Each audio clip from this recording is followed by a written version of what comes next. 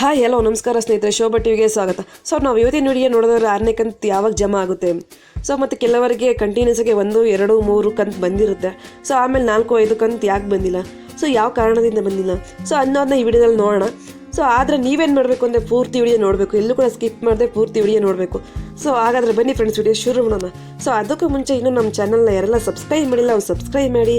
So ಈಗ ಯಾರೆಲ್ಲ subscribe ಮಾಡಿದ್ದೀರೋ ಅವ್ರಿಗೆ ತುಂಬಾ ಥ್ಯಾಂಕ್ಸ್ ಅಂತ ಹೇಳ್ತಾ ವಿಡಿಯೋನ ಶುರು ಮಾಡೋಣ. ಸೊ ಕಾಂಗ್ರೆಸ್ ಸರ್ಕಾರದ ಗ್ಯಾರಂಟಿ ಯೋಜನೆಯಲ್ಲಿ ಒಂದಾದ ಗೃಹಲಕ್ಷ್ಮಿ ಯೋಜನೆ ಹಣ, ಸೊ ಈಗ ಆಲ್ರೆಡಿ ರಾಜ್ಯ ಸರ್ಕಾರ 6 ಕಂತು ಬಿಡುಗಡೆ ಆಗಿದೆ. ಸೊ ಇದುವರೆಗೂ 6 ಕಂತು ರಿಸೀವ್ ಮಾಡ್ಕೊಂಡಿದ್ದಾರೆ, ಅಂದರೆ 90% ಜನರು 6 ಕಂತು ಕೂಡ ರಿಸೀವ್ ಮಾಡ್ಕೊಂಡಿದ್ದಾರೆ. ಇನ್ನೂ 10% ಜನರಿಗೆ ಹಣನೇ ಬರ್ತಿಲ್ಲ. ಸೊ ಅದಕ್ಕೆ ಕಾರಣ ಏನು ಅಂತಲೂ ಕೂಡ ಈ ವಿಡಿಯೋದಲ್ಲಿ ನೋಡೋಣ. ಸೊ 6ನೇ ಕಂತು ಬಿಡುಗಡೆ ಆಗಿದೆ.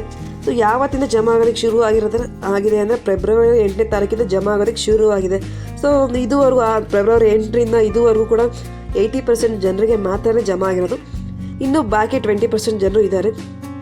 ಸೊ ಫೆಬ್ರವರಿ 29ರ ಒಳಗೆ ಎಲ್ಲರೂ ಕೂಡ ಜಮಾ ಆಗುತ್ತೆ ಅಂತ ಹೇಳಿದರು. ಸೊ ಆದರೆ ಆಗಲಿಲ್ಲ.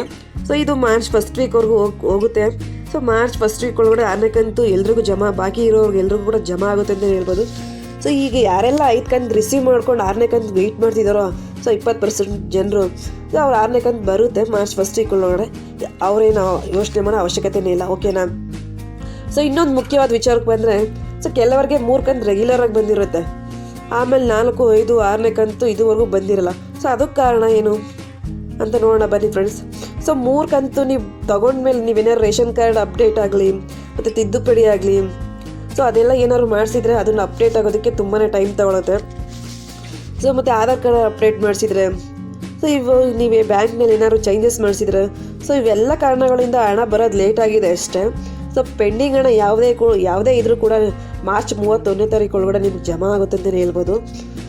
ಸೊ ನೀವು ಕೂಡ ಏನು ಯೋಚನೆ ಮಾಡೋ ಅವಶ್ಯಕತೆ ಇಲ್ಲ ಅಂತಲೇ ಹೇಳ್ಬೋದು. ಸೊ ಇದಿಷ್ಟೆಲ್ಲ ಆದಮೇಲೆ ಇನ್ನೊಂದು ವಿಚಾರಕ್ಕೆ ಬಂದರೆ 1 ಕಂತು ಕೂಡ ಬಂದೇ ಇರಲ್ಲ 10% ಜನರಿಗೆ. ಸೊ ಅವ್ರಿಗೇನು ಕಾರಣ ಅಂತ ನೋಡೋದಾದರೆ ಬ್ಯಾಂಕ್ನಲ್ಲಿ KYC ಮಾಡಿಸ್ತಾ ಇರೋದು, ಅಥವಾ ಆಧಾರ್ ಸೀಡಿಂಗ್ ಮಾಡಿಸ್ತಾ ಇರೋದು, ಅಥವಾ NPCI ಲಿಂಕ್ ಮಾಡಿಸ್ತಾ ಇರೋದು. ಸೊ ಇದ್ರ ಜೊತೆಗೆ 1ಕ್ಕಿಂತ ಹೆಚ್ಚು ಖಾತೆ ಹೊಂದಿದ್ರೆ, ಸೊ ನೀವೇನಾದರೂ ನಿಮ್ಮ ಬ್ಯಾಂಕ್ನಲ್ಲಿ 1 ಖಾತೆಗಿಂತ ಹೆಚ್ಚು ಖಾತೆಗಳನ್ನ ಹೊಂದಿದ್ರೆ, ಸೊ ಯಾವ ಖಾತೆಗೆ ಅಂತ ಹಣ ಬರುತ್ತೆ. ಸೊ ಯಾವುದಾದ್ರು ಖಾತೆಗೆ 1 ಖಾತೆಗೆ NPCI ಲಿಂಕ್ ಮಾಡಿಸ್ಕೊಳ್ಳೇಬೇಕಾಗುತ್ತೆ. ಸೊ ಇದು ಒಂದು ಕಾರಣ ಅಂತಲೇ ಹೇಳ್ಬೋದು. ಮತ್ತು ಅದ್ರ ಜೊತೆಗೆ ಆ ಖಾತೆಯಲ್ಲಿ ಹಲವಾರು ತಿಂಗಳುಗಳಿಂದ ಹಣಕಾಸಿನ ವಹಿವಾಟು, ಅಂದರೆ ಹಣ ಹಾಕೋದಾಗಲಿ ತಗೊಳ್ಳೋದಾಗಲಿ, ಸೊ ಯಾವುದೇ ವಹಿವಾಟುಗಳನ್ನ ಮಾಡದೇ ಇರೋದು ಒಂದು ಕಾರಣ ಅಂತಲೇ ಹೇಳ್ಬೋದು. ಸೊ ಇನ್ನು ಆಧಾರ್ ಕಾರ್ಡು ಮತ್ತು ಬ್ಯಾಂಕ್ನಲ್ಲಿ ಏನಾದರೂ ನೇಮು, ಸ್ಪೆಲ್ಲಿಂಗು, ಆಧಾರ್ ಕಾರ್ಡಲ್ಲಿ ಬ್ಯಾಂಕಲ್ಲಿರೋ ಪಾಸ್ಬುಕ್ಕಲ್ಲಿ ಏನಾದರೂ ಮಿಸ್ಮ್ಯಾಚ್ ಆಗಿದ್ದರೆ ಇದು ಒಂದು ಕಾರಣ ಅಂತಲೇ ಹೇಳ್ಬೋದು. ಸೊ ಇನ್ನು ರೇಷನ್ ಕಾರ್ಡ್ ಅಪ್ಡೇಟ್ ಮಾಡಿಸಿರೋದು ಮತ್ತು ರೇಷನ್ ಕಾರ್ಡ್ KYC ಮಾಡಿಸಿರೋದು, ಸೊ ಇದು ಒಂದು ಕಾರಣ ಆಗುತ್ತೆ. ಇದು ಅಪ್ಡೇಟ್ ಆಗೋದಕ್ಕೆ 3 ಮಂತ್ಸ್ ಆ್ಯಂಡ್ 4 ಮಂತ್ಸ್ ಆದರೂ ಬೇಕಾಗುತ್ತೆ. ಇನ್ನು ರೇಷನ್ ಕಾರ್ಡ್ ರದ್ದಾಗಿರ್ಬೋದು. ಸೊ ಸರ್ಕಾರ BPL ಕಾರ್ಡ್ಗೆ ಕೆಲವನ್ನ ರೂಲ್ಸ್ಗಳನ್ನ ಏರಿತ್ತು. ಸೊ ಆ ರೂಲ್ಸ್ಗಳನ್ನ ಮೀರಿ ಕೂಡ BPL ಕಾರ್ಡ್ನ ಮಾಡಿಸ್ಕೊಂಡಿದ್ರು. ಸೊ ಅಂತಹ ರೇಷನ್ ಕಾರ್ಡ್ನ ಸರ್ಕಾರ ರದ್ದು ಮಾಡಿದೆ.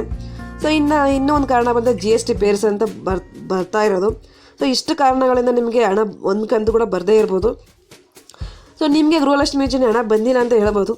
ಸೊ ನೀವೇನು ಮಾಡಬೇಕು ಅಂದರೆ ನಾಗರಿಕ ಸೇವಾ ಕೇಂದ್ರಕ್ಕೆ, ಅಂದರೆ ಕರ್ನಾಟಕ 1, ಗ್ರಾಮ 1 ಮತ್ತು ಬಾಪೂಜಿ ಸೇವಾ ಕೇಂದ್ರಕ್ಕೆ ತೆರಳಿ, ಸೊ ನಿಮ್ಮ ಅರ್ಜಿ ಸ್ಟೇಟಸ್ನ ಫಸ್ಟು ಚೆಕ್ ಮಾಡಿಸಿ.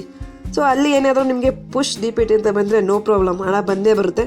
ಮಾರ್ಚ್ 30ರ ತಾರೀಕೊಳಗೂ ಬಂದೇ ಬರುತ್ತೆ. ಸೊ ಇನ್ನೇನಾದ್ರು ಬೇರೆ ಸಮಸ್ಯೆ ಅಂತ ಗೊತ್ತಾದರೆ ಆದಷ್ಟು ಬೇಗ ಸರಿಪಡಿಸ್ಕೊಳ್ಳಿ.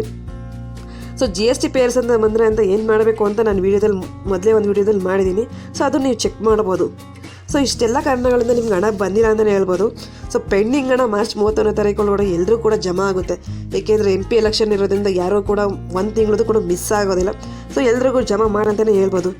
ಸೊ ಆಗ ಯಾರು ಕೂಡ ಏನು ಯೋಚನೆ ಮಾಡಿಲ್ಲ. ಸೊ ಏನಾದರೂ ಸಮಸ್ಯೆ ಇದ್ದರೆ ಅದನ್ನು ಪರಿಹರಿಸ್ಕೊಳ್ಳಿ. ಸೊ ಅದೇನಾದರೂ ಪರಿಹಾರ ಆಗಲಿಲ್ಲ ಅಂದರೆ, ಸೊ ಈಗ ಆಲ್ರೆಡಿ ಪೋಸ್ಟ್ ಆಫೀಸ್ನಲ್ಲಿ ಹೊಸ ಅಕೌಂಟ್ಗಳನ್ನ ಮಾಡಿಸಿದವ್ರಿಗೆ ಹಣ ಜಮಾ ಆಗ್ತಾಯಿದೆ. ಸೊ ನೀವು ಕೂಡ ಒಂದು ಹೊಸ, ಅಂದರೆ 1 ಕಂತು ಬಂದಿಲ್ಲದೆ ಇಲ್ಲದರೂ ಪೋಸ್ಟ್ ಆಫೀಸ್ನಲ್ಲಿ ಒಂದು ಅಕೌಂಟ್ ಓಪನ್ ಮಾಡಿಸಿ ನೋಡ್ಬೋದು.